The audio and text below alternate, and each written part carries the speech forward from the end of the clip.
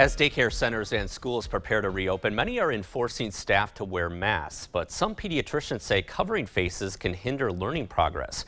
News 8 Now's Isabella Hulsizer tells us what can be done to reverse this effect. Facial expressions are important. They can show whether you're happy, sad, angry, or confused. And now they're hidden behind masks.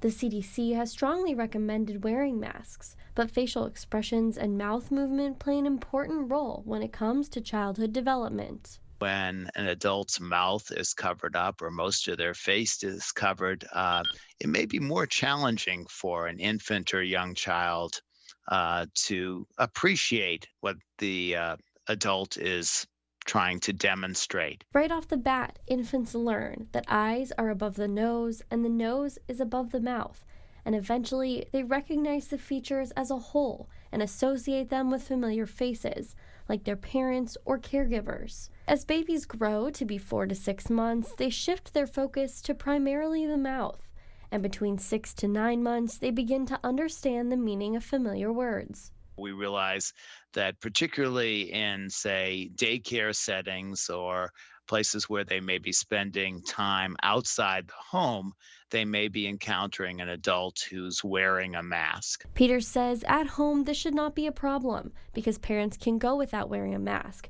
which would expose the child to facial expressions and their mouth to watch. But when it comes to daycares and schools, There are some things, obviously, that are part of our new normal, if you will, that we need to be mindful of in terms of how that affects children. and that leads to the thought of integrating masks with a clear panel that exposes the mouth, so children aren't missing out on those important developmental formations. In La-Crosse, Isabella Hulsizer, News 8 Now. And Peters says even if facial coverings that do not show facial expressions become the norm at schools, parents should still speak, read, sing, and play face-to-face with their children to develop those skills.